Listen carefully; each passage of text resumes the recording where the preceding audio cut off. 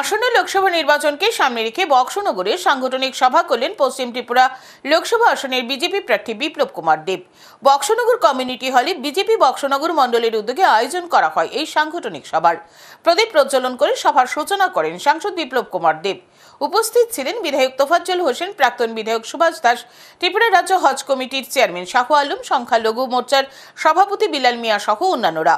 এই দিনের সভায় দলের কর্মীদের সাথে মত বিনিময় করতে গিয়ে সাংসদ বিপ্লব কুমার দেব বলেন, তিনি ত্রিপুরার মানুষকে কোনোদিন ভুলতে পারবেন না, কারণ ত্রিপুরার 0 থেকে 25 বছরের সিপিআইএমকে উৎখাত করা সম্ভব হয়েছে।